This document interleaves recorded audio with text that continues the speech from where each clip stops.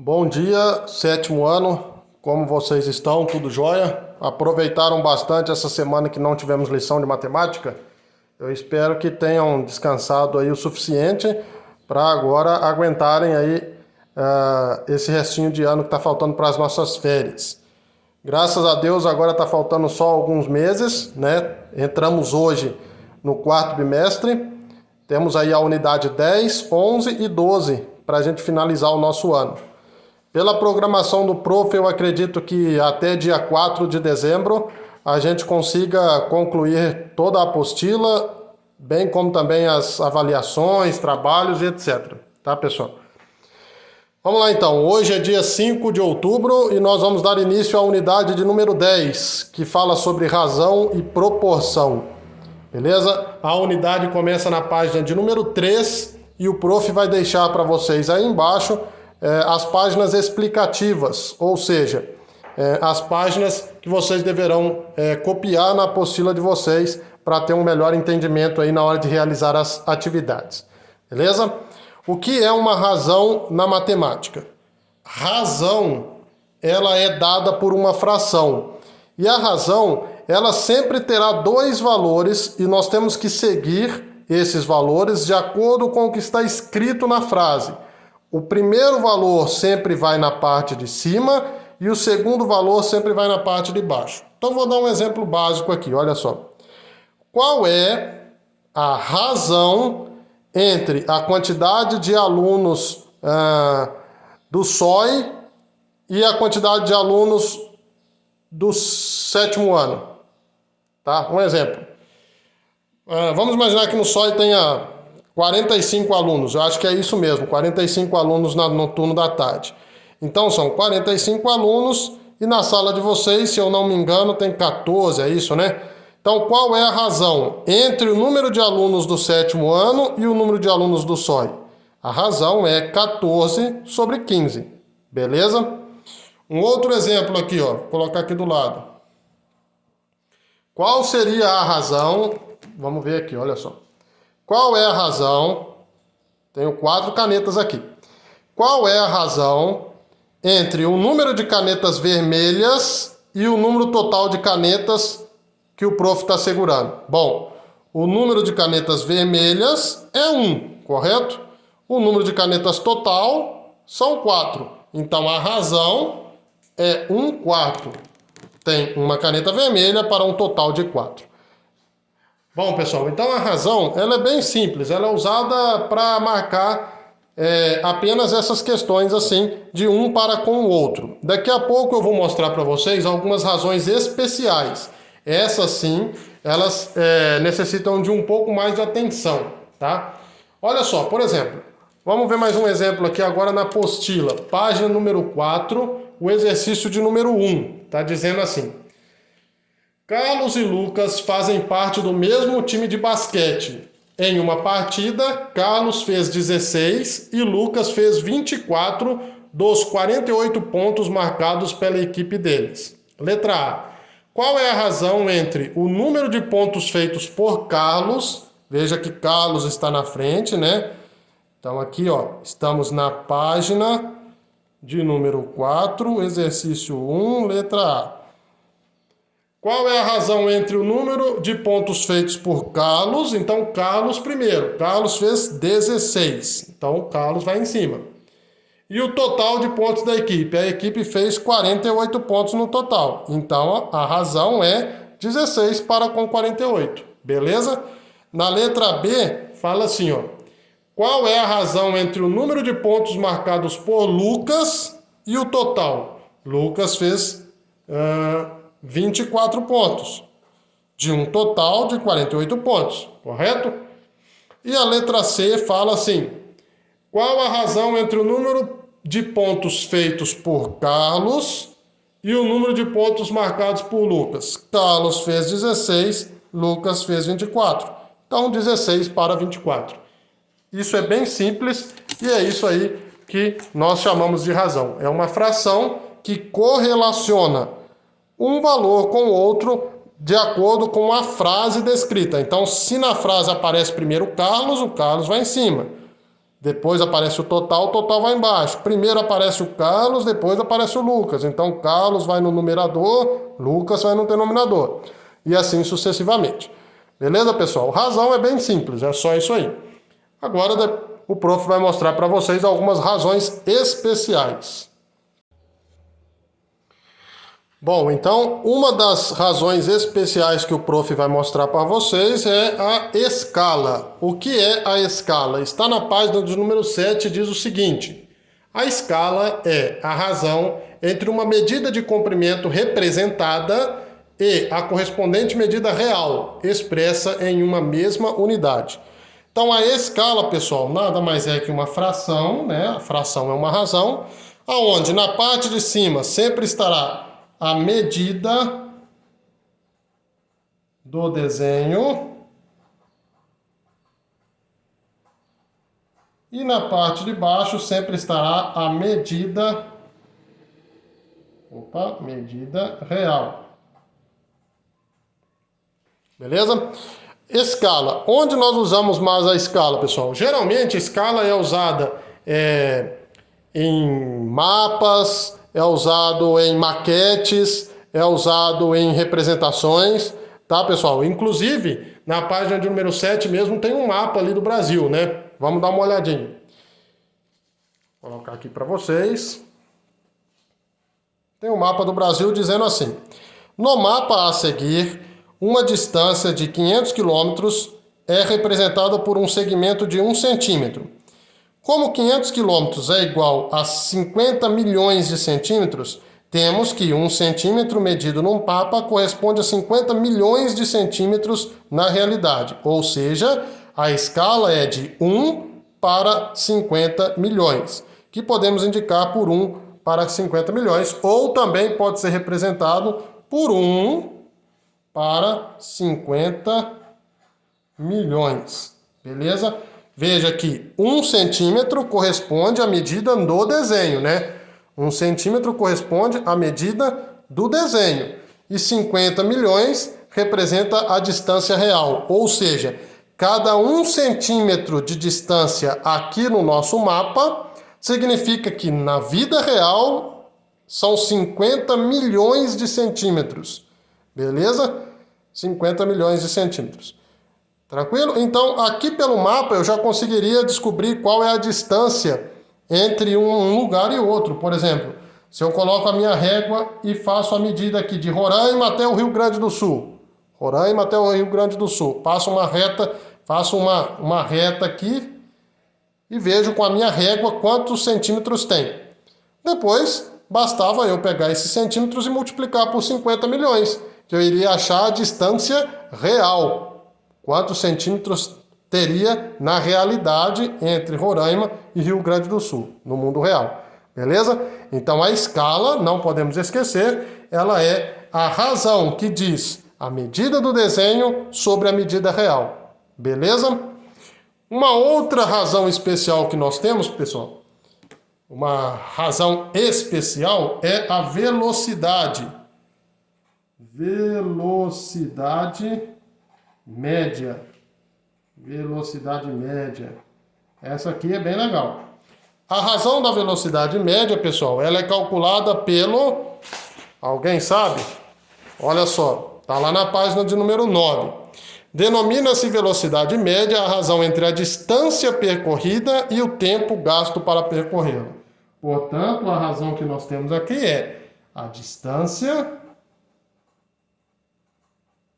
sobre o tempo.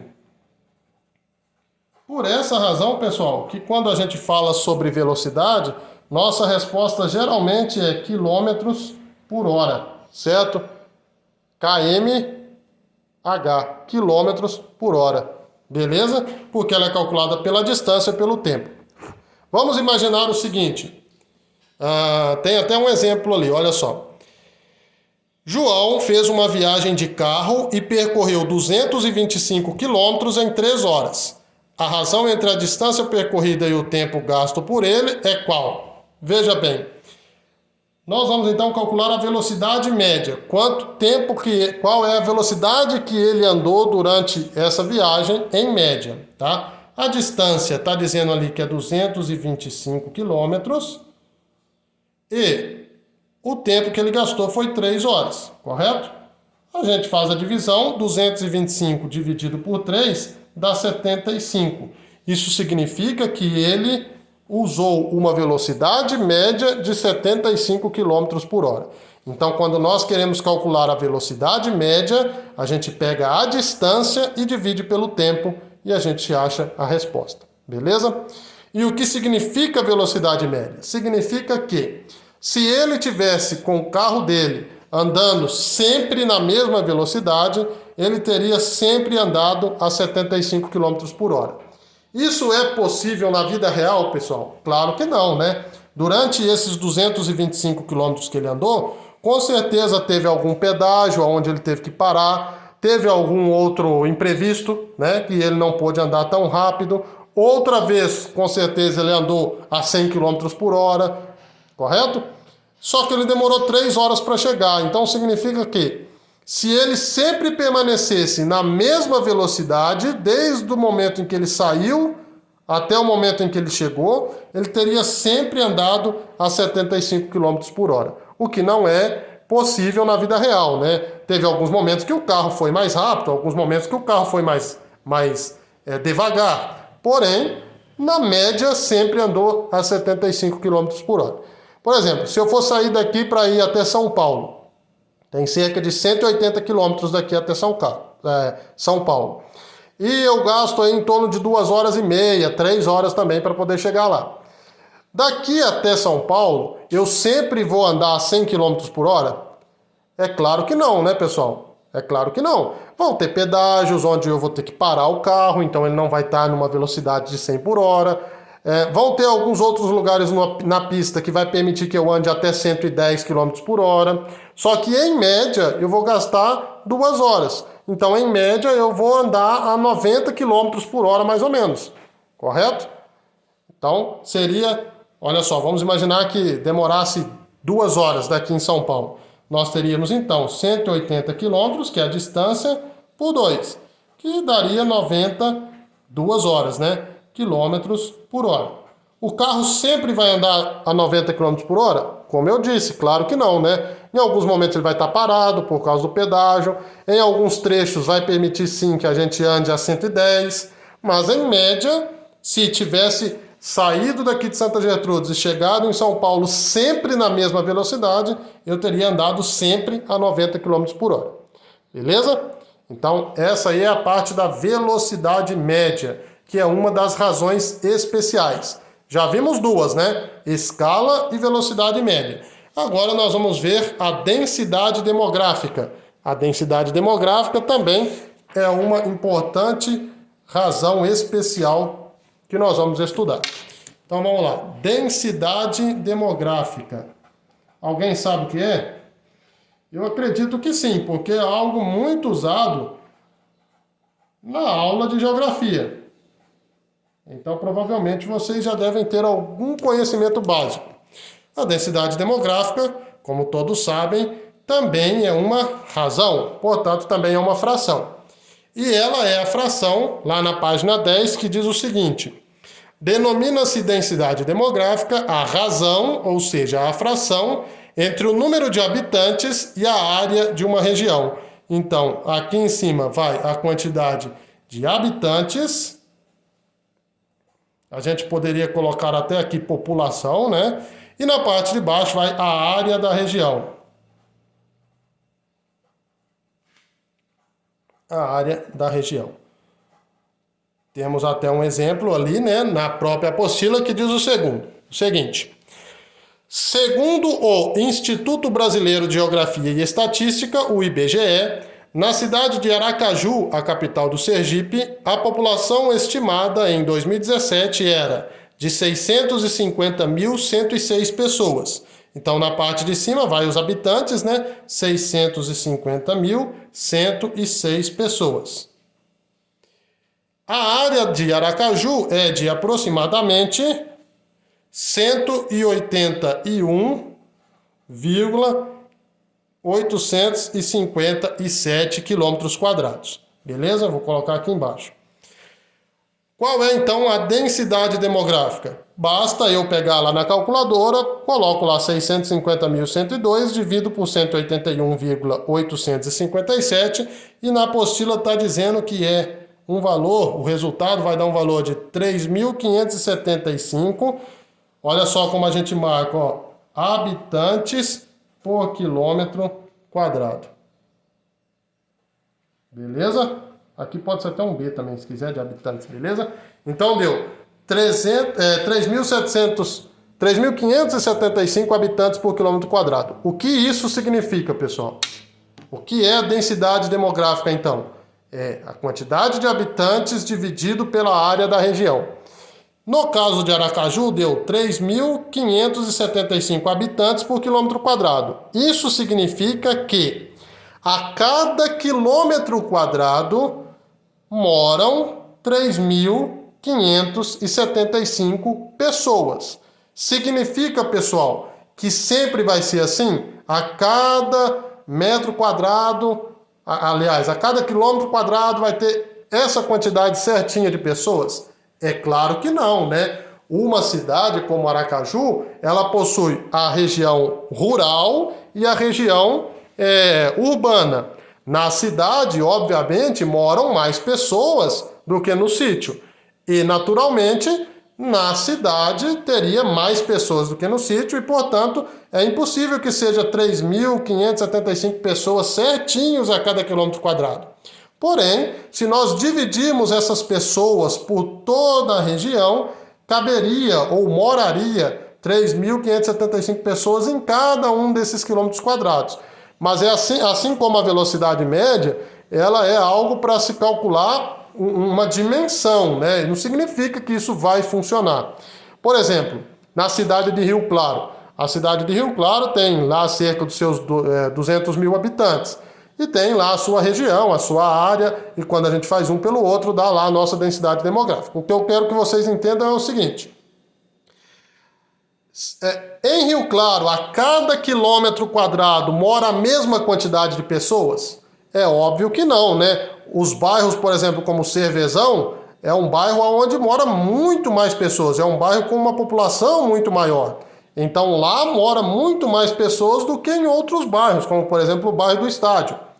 Tá? Então significa que não é real, não é uma coisa padrão, que sempre vai morar 3.575 pessoas a cada quilômetro quadrado. Significa que se todas as pessoas fossem divididas igualmente pela região de Aracaju, então cada quilômetro quadrado teria essa quantidade de habitantes. Ok, pessoal? É basicamente isso. Aqui em Santa Gertrudes, por exemplo, a quantidade de pessoas que moram no Jardim Iporanga é a mesma quantidade que mora no Jequitibás? É claro que não. No Jequitibás tem uma população muito maior. Mas, se nós pegássemos lá os 25 mil habitantes de Santa Gertrudes, dividíssemos por toda a região de Santa Gertrudes, pela área da cidade, então significa que teria a mesma quantidade de pessoas em cada um dos lugares. Beleza, pessoal? Então, temos aí 3, que são as mais especiais, as mais importantes, que são escala, velocidade média e densidade demográfica. Temos também a aceleração, vou colocar só aqui, a gente não vai usar muito, mas vou colocar aqui no cantinho, olha só. A aceleração.